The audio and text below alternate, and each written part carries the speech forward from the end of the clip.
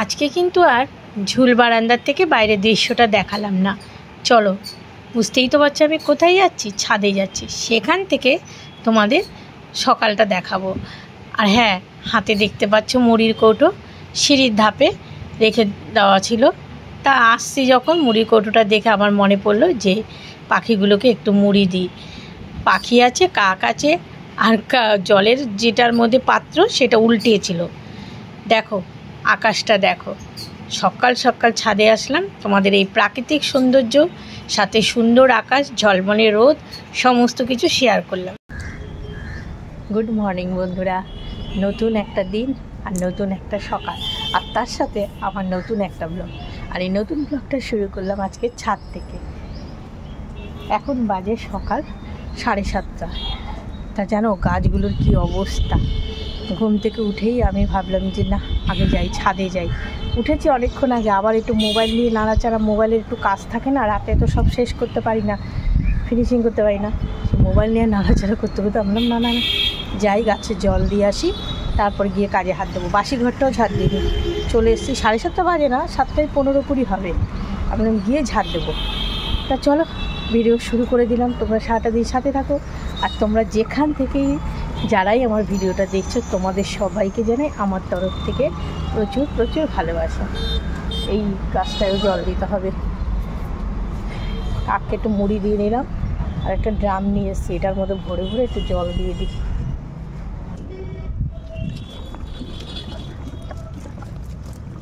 অনেকটা জল লাগবে, যেন পুরো শুকিয়ে রয়েছে। জানো তো কি বোকার মতো কাজ করেছি। এই যে ছোট মগ ড্রামটা নিয়ে এসেছি, আর এতে আমার আরও দেরি হচ্ছে। আমি যে বালতি আর একটা মগ নিয়ে আসতাম, তবে পাশের রুমে ভাড়াটে ছেলেগুলো যদি ঘরে থাকতো বলতাম যে ওদের বালতি একটা দিতে, কিন্তু ওরাও নেই। আবার নিচে যাব দূর, এটা দিয়েই দিলাম। তবে একটা কাজ করেছি জানো বেলাতে। আজকে মানে এই রুমে যারা ভাড়া থাকে সেই একটা ভাই ওপরে উঠছিল, আর আমি ঠাকুর ঘরে ছিলাম। তারপরে আমি বলছি তোমাকে একটা কাজ দেবো, করতে পারবে? আর সেই চোখ মুখ মানে ভয় পেয়ে গেছে, ভেবেছে কি জানি আমি বলবো। তারপরে বলে কি, দেখো আমার হাতটার মধ্যে না পিঁপড়ে কামড় দিল এই গাছটার থেকে। তা ও তাকিয়ে বলছে হ্যাঁ দিদি বলো কি কাজ। তারপরে আমি বলছি দেখো ভাই, আমি তো যাই, যেদিন দেখবে একটু গাছগুলো বেশি শুকিয়ে গেছে, এরকম পিঁপড়ে কামড় দিয়েছে, একটু জল দিয়ে দিও।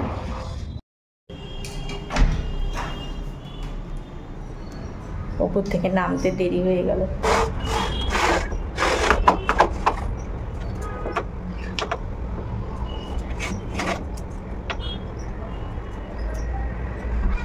এইদিকে স্লাইডিংটা খুলতে টানতে ভীষণ অসুবিধা হয়, চাকাটা মনে হয় নষ্ট হয়ে গেছে। এমনকি ওই দিকে দক্ষিণ দিকে যে ঘরের জানালাগুলো আছে সেইটারও সেই সমস্যা। কদিন ধরেই ভাবছি, আর আমাদের ওকে বলেছি, আমারও খেয়াল থাকে না। সকাল হলে যখন কাজগুলো খুলতে যাই আর যখন বন্ধ করতে যাই তখন মনে পড়ে, আবার ভুলে যাই। আর এইভাবে যদি চাকা নষ্ট হয়ে যাওয়ার পর জোরে টানাটানি করা হয়, অ্যালুমিনিয়ামগুলো খেয়ে গিয়ে একেবারে কুচো হয়ে পড়ে যায়, মানে জিনিসটা নষ্ট হয়ে যাবে।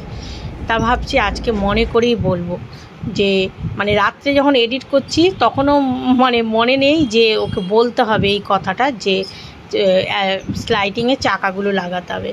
ছোট্টখাটো সব জিনিসই তো খেয়াল করতে হয়। যে জিনিসটাকে মানে হয়তো ইগনোর করব, সেই জিনিসটাই দেখতে দেখতে খারাপ হয়ে থাকবে। তখন হয়তো আবার এরার থেকে দেড়া খরচা, মানে কমের থেকে বেশি খরচা হবে। যখন ছাদে গেলাম কি রোদ, এখন আবার মেঘলা মেঘলা করেছে।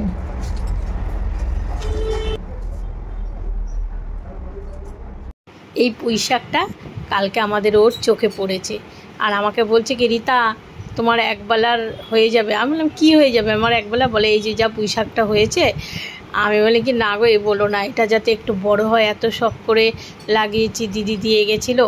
আর দেখো ওই দেখো ওই পাশের কাকিমাদের গাছে কত ফুল, দেখেও চোখ দুটো সার্থক। আমি বারান্দায় আসে কাকিমার ওই মানে ওই বারান্দার ওই ফুলগুলো দেখলে খুব সুন্দর হাওয়া ছেড়েছে। এরকম কি সুন্দর হাওয়া ছেড়েছে, গাছের পাতাগুলো নড়ছে, দেখো হাওয়া ছেড়েছে, লেবু পর্যন্ত তুলছে। ওটা বেশ আরাম লাগছে। যাই এবার গিয়ে চা বসাই।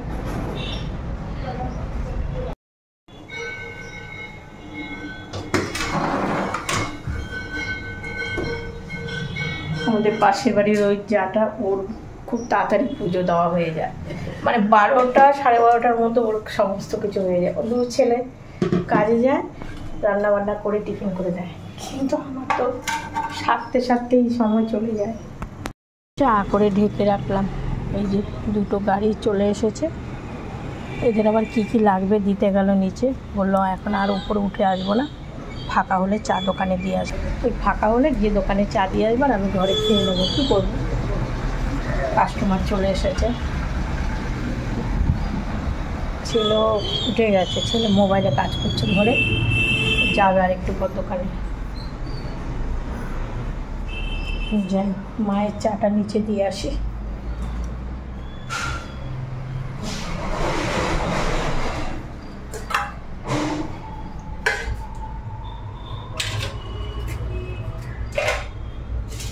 আমাদের চাটা ঢাকা রইলো, এটা দিয়ে আসি নিচে।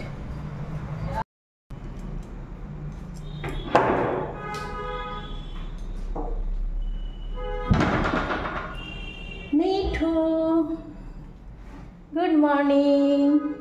অনেকক্ষণ আগেই গুড মর্নিং হয়ে গেছে।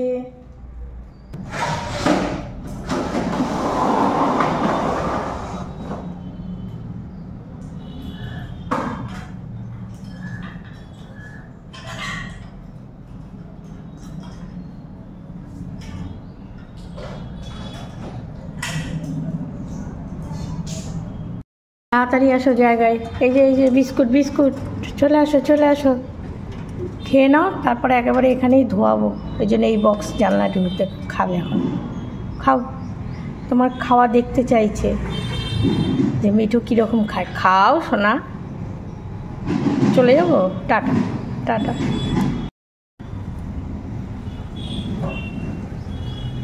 চায়ে ভেজানো বিস্কুট দেখো।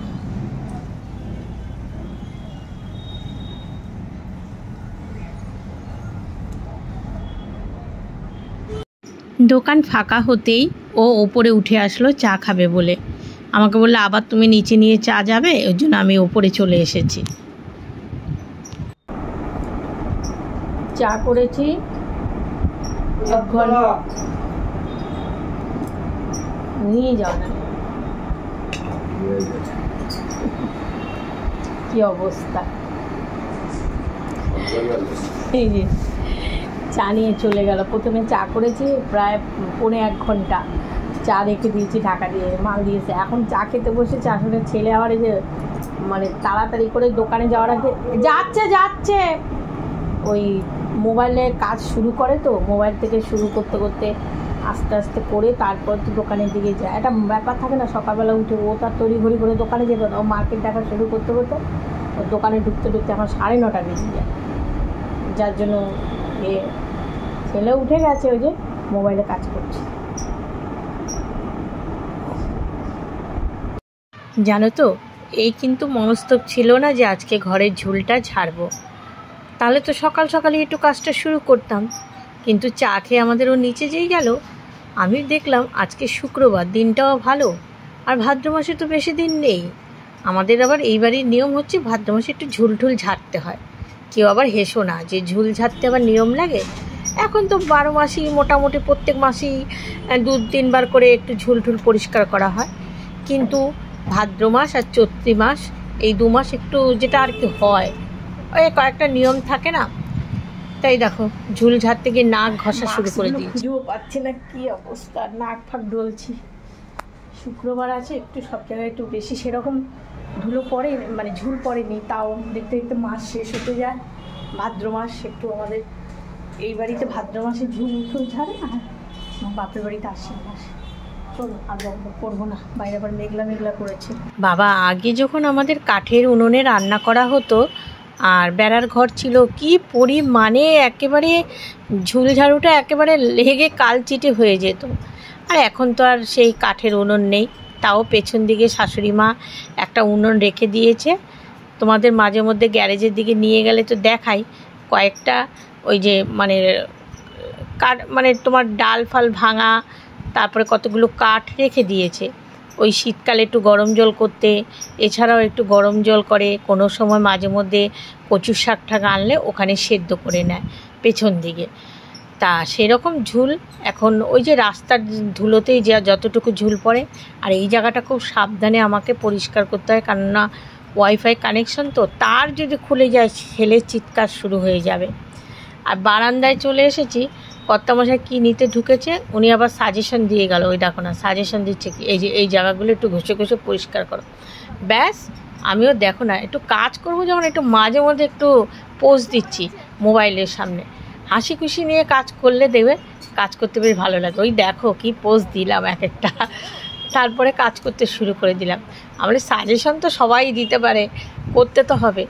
আর দিয়েছে সাজেশন, আমিও সেইভাবেই কাজ করলাম। ভালো হয়েছে, গ্রিলগুলো দেখিয়েছে, নাহলে আমি না ঝুলগুলোই ঝেড়ে নিতাম আর গ্রিলগুলোর দিকে খেয়াল হতো না। ব্যাস, কাজ তো আমার আরও একটু বেড়ে গেল, যে এগুলো পরিষ্কার হয়ে গেল। আসলে কি বলো তো, সেরকম মাঝে তো বেশ বৃষ্টি হয়েছে, গ্রিলগুলো সেরকম ধুলোটা পড়েনি। আবার বৃষ্টি না হলে বেশ পুরো একদম ধুলো পড়ে। এখানটা না স্লাইডিং জানলা না, জানো তো, এই জানলাটা স্লাইডিং না। তখন তো অত অভিজ্ঞতা ছিল না, মানে এমনি পাল্লা খোলা জানলা। এবার পাল্লাটা খুললে না এতটা চলে আসে, জায়গাটা আপ ডাউন হয়ে যায়, এই জন্য এই জানলাটা বন্ধই থাকে। এই জানলাটাও আর আমারও বেডরুমের মাথার হেডবোর্ডের কাছে জানলাটা, বারান্দার দিকে জানলাগুলো বন্ধ হয়ে যায়। স্লাইডিং হলে পরে ভাবছি চেঞ্জ করে নেব, এগুলোকে স্লাইডিং দিয়ে নেব। এখন এই যে বন্ধই থাকে, এগুলো আর খুলতে পারি না, যেমন ওই আমার ঘরে খুললে। তোমরা যারাই আমার রেগুলারে ভিডিও দেখো, আমি কিন্তু ওই যে মুখ ভার রাগ করে কাজ করা, আমার এগুলো একদমই ভালো লাগে না। যদি মানে ওই বলে না 30 দিনের মধ্যে হয়তো 3-4 দিন হলে হতেও পারে মুখ কালো, কিন্তু না, কাজ আমি খুব ভালোবেসে করি আগাগোড়াই, যে ক্যামেরার সামনে সেটা না। আর দেখো না, পুরো বিছানা তো তুলেছি, আর আমাদের ও এসে গজর গজর শুরু করেছে মাঝে মধ্যে, এটা সেটা, ওদের দোকান আর বাড়ির নিচেই তো দোকান, আর কিছু লাগলেই ঘরে এসে নিয়ে যাচ্ছে। কোনো সময় মানে দোকানের অনেক কিছু খাতা ঠাতা এগুলো থাকে না, তা এইদিকে যতই কাজে ব্যস্ত থাকি, যে মানুষ দুটো দোকানে কাজ করছে তাদের খাবারের তো আমাকে দেখতে হবে না। তারাও তো, আমি যেমন আমার সংসারে কাজ করছি, তারাও তো সংসার চালানোর জন্য রোজগার করছে, ছেলে আর বাবা, মানে দুজনেই দোকানে। তা ওই যে ডিম পোচ করে দিলাম, আর ছেলেকে পরোটা এই করে দিলাম। তা 2টো ডিম নিয়েছি, দুজনকে করে দিলাম, আর 2টো পরোটা করে দিলাম, হচ্ছে এগুলো খাক। ডিমের মধ্যে পেঁয়াজ দিতে ছেলে বারণ করলো, আর পেঁয়াজ দিলাম না। তারপরে এত গরম লেগেছে কি বলবো জানো, তারপরে ওই হাউস কোট আমি খুলে ফেলেছি। ওরে বাবা, গা দিয়ে ধর করে ঘাম ঝরছে। আর হয়তো অনেকে বলবে ঝুল ঝেড়ে স্নান না করে টিফিন, না, অনেকটা বেলা হয়ে গেছে জানো। আমি এখনও স্নান করতে যেতে পারিনি, বাজার চলে এসেছে। কী মাছ এনেছে জানি না, শাশুড়ি বললো নিচে চালটা এনেছি, চালটাও তো ছিল না। এখনও সব বিছানা নিচে পড়ে রয়েছে, ঘর মোছা বাকি, পুজো বাকি। প্রায় গরম লেগেছে, কাজ করতে করতে হাউস কোট পরা ছিল, খুলে ফেলেছি। এখন স্নান করতে যাব।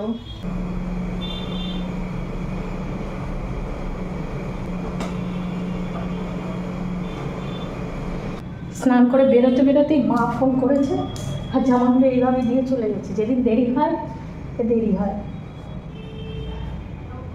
আর মা ফোন করেছে, দেখো কত মানে দোকানে থাকে, সেখানে কত মানে সুবিধা মতো সময় পেলে তবে ফোন করে। তখন যদি আমি তাড়াহুড়ো দেখাই তখন কীরকম খারাপ লাগে। উনিও তো সুযোগ বুঝে সুবিধা বুঝে করে। এমন থাক, আমি আস্তে ধীরে কাজ করবো। ও গেঞ্জি শার্টটা ধুয়েছি, সেগুলো এখানে মেলে দিয়েছি। আমিও তো বলি টিপ পরেছি, টিপটা কোথায় গেল? এই দেখো, দেখেছো কী অবস্থা, কতক্ষণ থাকবে জানি না।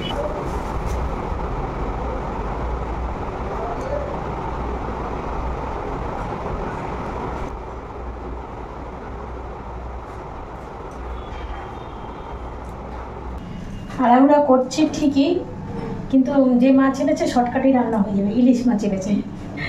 শাশুড়ি মাকে আমি এখান থেকে জিজ্ঞেস করলাম যে কী মাছ এনেছো, বলে ইলিশ মাছ, তাহলে রান্না হয়ে যাবে ঝটপট। ডাল সেদ্ধটা ফ্রিজে রয়েছে, বের করে।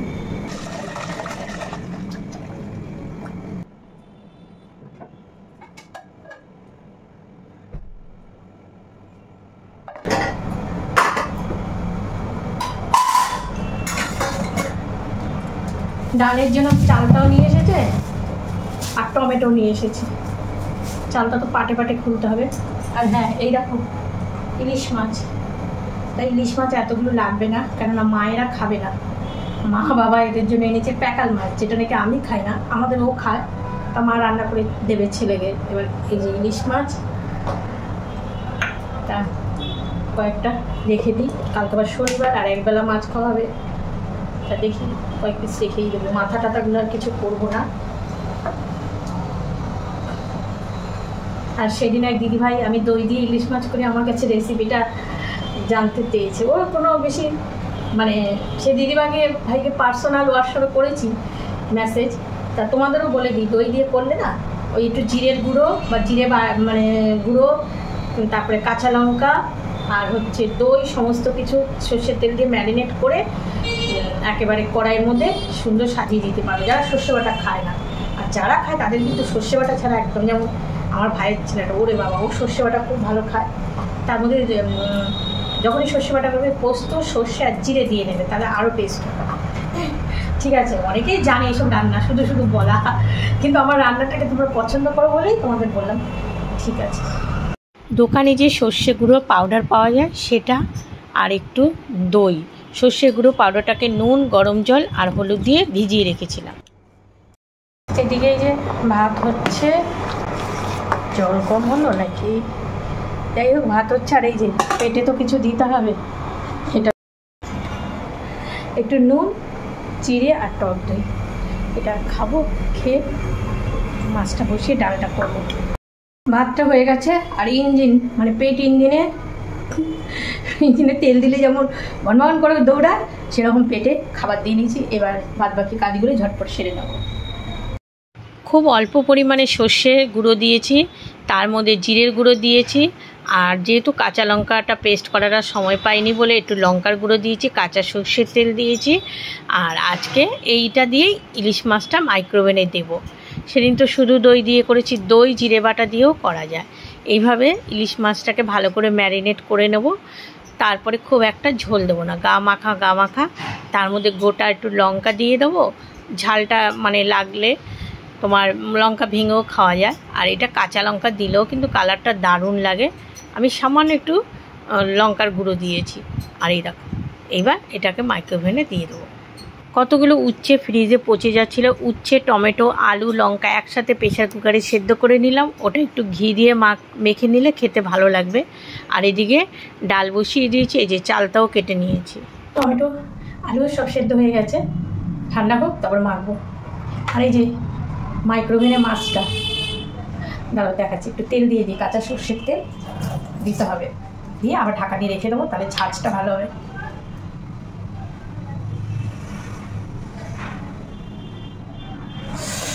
নিচটা গরম আছে এখনো, দেখো।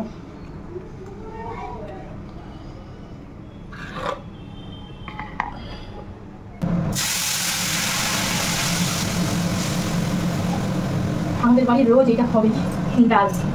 অনেকে বলে মাছ কাঁচুলার ডাল লাগে না, আমাদের হবেই ডাল, সে যাই নেই। ও বাতাবি লেবু, হ্যাঁ এখানটা স্নান হয়ে গেছে। ওই 10 টাকার নোটগুলো বাবা ওই যে নিয়ে যান তো, খুচরো ওখানে এই যে ওইটা ওইখানে আছে, বাবাকে দিয়ে দাও,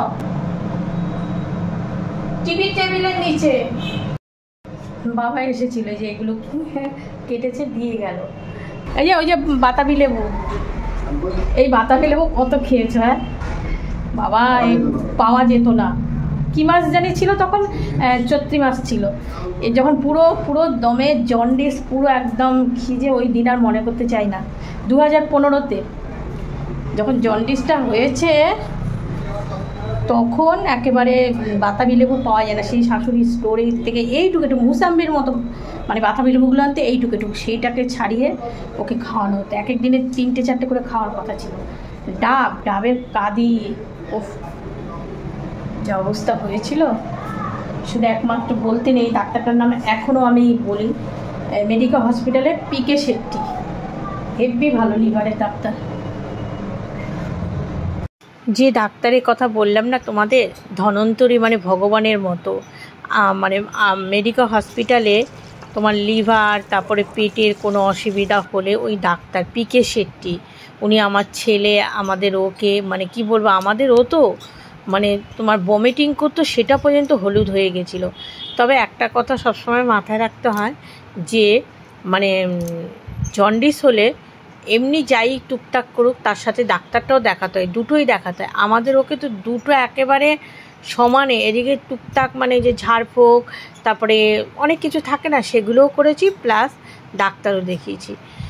তা এই দেখো, সেই যে বিছানা সকালবেলা তুলেছিলাম, ঝুল ঠুল ঝাড়ার সময় আর সময় পাইনি, এখন রান্নাবান্না শেষ।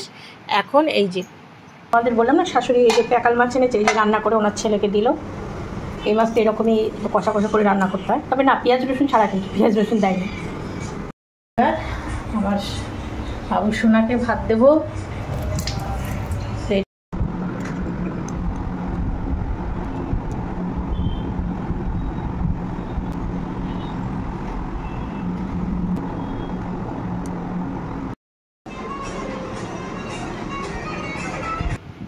আমাদের ও স্নান করতে ঢুকেছে, ছেলে খেয়ে নিচে গেছে, ততক্ষণে আমি আবার ছেলের বিছানাটা গুছিয়ে নিলাম। সন্ধ্যা পুজো দেওয়া হয়ে গেল, এবার যাই ঘরে। আমার ছেলে খাবার কিনে এনে টেবিলে রেখে দিয়েছে, আর আমি না বিকেলবেলা মাথা শ্যাম্পু করলাম, জানো তো, কেননা ওই যে ঝুল ঠুল ঝেড়েছিলাম, কোথায় কীর্তন হচ্ছে, ঝুল ঠুল ঝেড়েছি, তা তখন তো দুপুরে রান্নার জন্য তাড়াহুড়ায় মাথাটাতে ঘষতে পারিনি। তারপরে কেমন লাগছিল, বিকেলবেলা একেবারে মাথাটাতে একটু শ্যাম্পু করেছি। ঘরে এসে গন্ধ শুকে বুঝতে পেরেছি ও কী এনেছে, চুলটা বাঁধবো। কথা যা বলেছিলাম মিউট করতে হলো, বাইরে কীর্তন হচ্ছে। ওই দেখো সিঙ্গারা এনেছে আর চপ এনেছে, চপটা একটু খাওয়া কেন, আমার বাবু এক কামড় খেয়েছে, ও চপ অতটাও পছন্দ করে না। আর গতকাল চিকেন এনেছিল, দুপুরেতে ইলিশ মাছ করেছি, আবার আগামীকাল শনিবার, চিকেনটা আর খাওয়া হবে না, অর্ধেকটা রেখে দিয়েছিলাম চিকেন, সেই চিকেনটা ছেলেকে রাত্রেবেলা করে দেবো, তাই বের করে রেখে দিলাম, জল দিয়ে রেখে দিলাম। ঠিক আছে বন্ধুরা, আজকে ভিডিওটা এখানেই শেষ করছি। রাতে আবার ছেলের জন্য এটা রান্না করব, ভিডিওর এডিট আছে। আর মানে এই যে স্নান করে উঠেছি না, মাথা টাথা ঘষেছি, গলাটাও কেমন ব্যথা করছে। রাখছি, সবাই ভালো থেকো, সুস্থ থেকো, টাটা।